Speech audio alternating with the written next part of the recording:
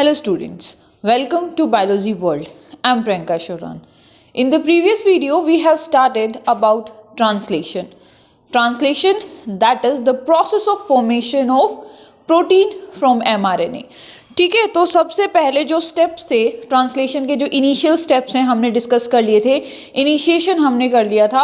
और इनिशिएशन में क्या है कि जो राइबोसोम की दो सब यूनिट्स हैं, लार्जर सब यूनिट एंड द स्मॉलर सब यूनिट, अब वो क्या है, अटैच हो गई हैं। ठीक है, एमआरएनए लोड हो गया है दोनों सब यूनिट्स के बीच में। और जो लार्ज सब यूनिट है, ठीक है, लार्ज सब यूनिट में 3 साइट हैं, that is the A, P and the E site. तो ये क्या है, दिस इज द लार्जर जो लार्जर सब यूनिट है। ठीक है, इसमें क्या है, ई साइट है, देन पी साइट है और ए साइट है, ए, पी एंड ई। तो पहला जो अमीनो एसिड आया था किसमें, टीआरएनए के साथ, वो कहाँ आया भाई, वो आ गया हमारी पी साइट पे। ठीक है, here is the first amino acid जो कहाँ प्रेजेंट है, पी साइट पे प्रेजेंट है। ए साइट खाली है, कब खाली है, इनिशिएशन के दौरान।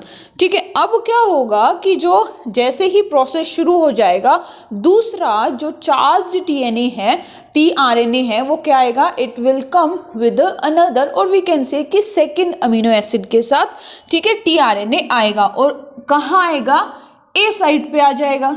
ठीक, ये ध्यान से सुनना, सबसे पहले इनिशिएशन में जो पी साइट है, पी साइट पे फर्स्ट अमीनो एसिड आके बाइंड कर जाता है।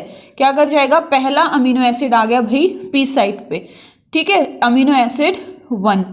नाउ इनिशिएशन होगी, अब क्या है, इलोंगेशन चाहिए। इलोंगेशन में क्या है कि दूसरा अमीनो एसिड आएगा, और जो दूसरा अमीनो एसिड है वो कहाँ आ गया, ए साइट पे। कहाँ आ गया वो, ए साइट पे। ठीक है, सो इसके लिए, इस इनिशिएशन के बाद इलोंगेशन के लिए बहुत सारे फैक्टर्स की रिक्वायरमेंट होती है, तो उन फैक्टर्स की भी हम लोग बात करेंगे। ठीक है, तो जैसे ही जो amino acid, second amino acid है, वो ए साइट पे आएगा, तो इस अमीनो एसिड और टीआरएनए के बीच में, पहले अमीनो एसिड और टीआरएनए के बीच में क्या है, जो बॉन्ड था वो टूट जाएगा। और बॉन्ड टूट जाने के बाद ये जो पहला अमीनो एसिड है, it will bind with the second amino acid.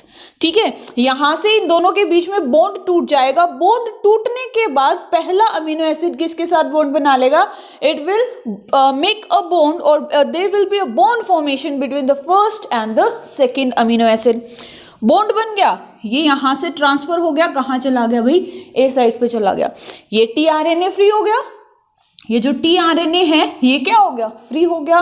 Free होने के बाद ये ई साइट के थ्रू निकल जाएगा बाहर। ठीक है, एग्जिट हो जाएगा इस राइबोसोम से। अब ये फ्री है, नाउ यू आर फ्री, आप इजीली मूव कर सकते हो। अब तीसरा अमीनो एसिड आएगा। तीसरा अमीनो एसिड आने से पहले जो ये वाला है, ये, ठीक है, कहाँ मूव कर जाएगा, it will move to the P site. कहाँ मूव कर जाएगा, पी साइट पे मूव कर जाएगा, ताकि जो तीसरा अमीनो एसिड आ रहा है टीआरएनए के साथ, उसको जगह खाली मिल जाए। ठीक है, उसको क्या है, जगह खाली मिल जाए। तो ये जो बॉन्ड है ये कहाँ आ जाएगा, अमीनो एसिड 1, ठीक है, इनके बीच में पेप्टाइड बॉन्ड, अमीनो एसिड 2, और ये हमारा फ्री है किसके लिए, अमीनो एसिड 3 के लिए।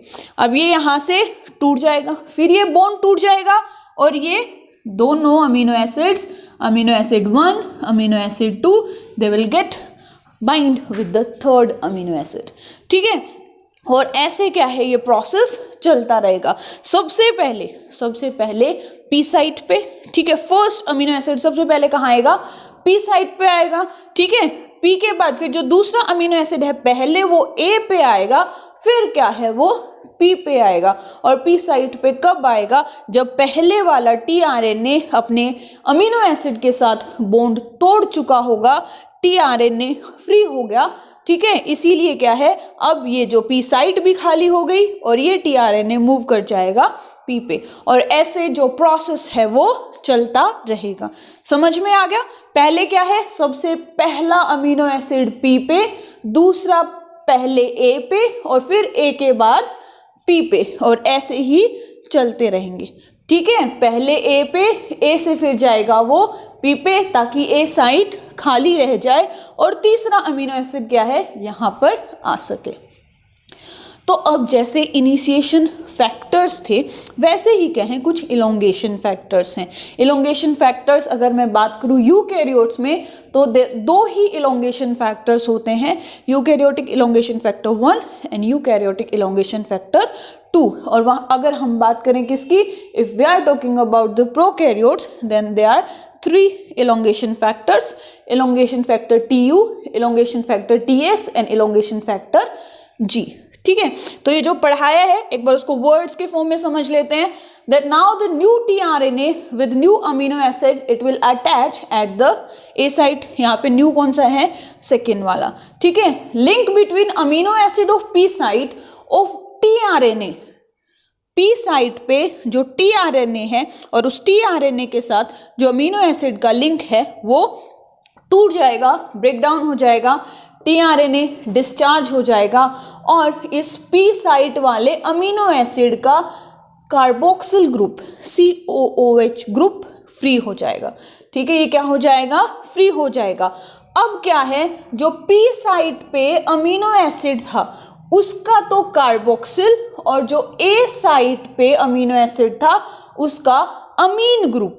ठीक है, ये भी इंपॉर्टेंट है, ध्यान रखना क्या कि जो P साइट पे, यहाँ पे ये जो P साइट पे पहले फर्स्ट जो अमीनो एसिड था उसका कार्बोक्सिल और जो दूसरा अमीनो एसिड आया है उसका अमीन ग्रुप बाइंड कर जाएंगे, लिंक कर जाएंगे, किसके लिए, एक पेप्टाइड बॉन्ड फॉर्मेशन के लिए। अब यहाँ पे बॉन्ड बन रहे हैं तो इंजाइम भी होगा, वो इंजाइम कौन सा है, दैट इज पेप्टाइडल ट्रांसफरेज। कौन सा इंजाइम है, peptidyl transferase is responsible for the peptide bond formation. Along with this जो 23S RNA है, ठीक है, कौन सा 23S RNA है, वो भी एक एंजाइम की तरह वर्क करेगा और उसको हम कहेंगे क्या, राइबोजाइम। तो पेप्टाइडल ट्रांसफरेज और राइबोजाइम दोनों ही किसके लिए रिस्पॉन्सिबल हैं, पेप्टाइड बॉन्ड फॉर्मेशन के लिए, और ये पॉइंट भी उतना ही इंपॉर्टेंट है। ठीक है, अब क्या है, now the tRNA of A site it will get transferred to the P site and A site become free. ठीक है, बॉन्ड बनने के बाद A से P पे ट्रांसफर हो गया ताकि जो A साइट है वो खाली रहे और दूसरा अमीनो एसिड वहां पर आके बाइंड कर सके। और इसी फैशन में जो राइबोसोम है वो 5 से 3 डायरेक्शन में, mRNA की 5 से 3 डायरेक्शन में क्या है, आगे मूव करता रहेगा, ट्रांसलोकेशन होती रहेगी, ट्रांसफर होता रहेगा। और यहाँ पे ट्रांसलोकेशन के लिए जो एंजाइम है वो भी कौन सी है, ट्रांसलोकेशन एंजाइम ही है जो इसकी डायरेक्शन को मतलब आगे आगे प्रोसीड उसको करवाती रहेगी। ठीक है, इलोंगेशन समझ में आया। इनिशिएशन जैसा था, मतलब क्या चीज़ याद रखनी है, सबसे पहला स्टेप देखो, अमीनो एसिड्स को चार्ज करना है, ठीक है, एक्टिवेट करना है, उसके बाद tRNA को लोड करना है, लोड करने के बाद भाई वो चार्ज हो गया, या लोडिंग बोल सकते हैं, चार्जिंग बोल सकते हैं, उसके बाद क्या होगा, वो सबसे पहले आके बाइंड कर गया P साइट पे। ठीक है, मतलब पहले हमने जो सब यूनिट्स को जोड़ दिया, बाइंड कर दिया। ठीक है, अब पहले P पे आया, अब दूसरा आ गया A पे, P वाले का अमीनो एसिड A वाले के साथ बाइंड कर जाएगा, P वाला फ्री, ठीक है, A वाला वापस आ गया P पे, और ऐसे ऐसे आते रहेंगे, tRNA जो फ्री होते रहेंगे और एक बॉन्ड उनके बीच में बनता रहेगा और एक पॉलीपेप्टाइड चेन क्या है ऐसे बनती रहेगी। लेकिन कब तक बनेगी, क्यों, क्योंकि उस mRNA पे तो नॉनसेंस कोडोन्स भी प्रेजेंट हैं, स्टॉप कोडोन भी प्रेजेंट हैं। जैसे ही राइबोसोम, ठीक है, जैसे ही राइबोसोम आगे की तरफ बढ़ता जाएगा और उसको कोई भी स्टॉप कोडोन मिल गया, प्रोसेस वहीं खत्म। क्यों खत्म, क्योंकि भाई ये जो स्टॉप कोडोन है, हमारे जो नॉनसेंस कोडोन है, वो तो किसी अमीनो एसिड के लिए कोड ही नहीं करते, कोड नहीं करते, तो प्रोसेस क्या हो जाएगा, वहीं पर खत्म हो जाएगा और जो पॉलीपेप्टाइड चेन है वो क्या हो जाएगी, टर्मिनेट हो जाएगी। ठीक है, पॉलीपेप्टाइड चेन क्या हो जाएगी, टर्मिनेट हो जाएगी। और जो लास्ट वाला tRNA होगा और उसके ऊपर जो पॉलीपेप्टाइड चेन होगी, अब यहाँ पे हम अमीनो एसिड नहीं कहेंगे, हम क्या कहेंगे, पॉलीपेप्टाइड चेन, जो कि बहुत सारे अमीनो एसिड्स के बाइंड करने से बन चुकी होगी। ठीक है। तो ऐसे ऐसे करते जो लास्ट में जो अमीनो एसिड है इसके साथ टीआरएनए अटैच होगा, ठीक है।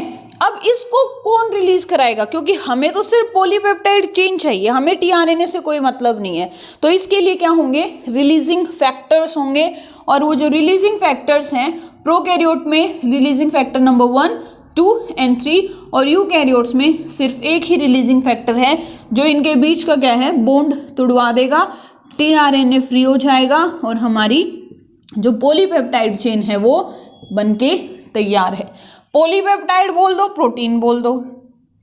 प्रोटीन क्या है, अमीनो एसिड से ही तो बना है, या हम इसको पॉलीपेप्टाइड ही तो बोलते हैं, ठीक है। तो अब हमारा प्रोटीन बन गया है।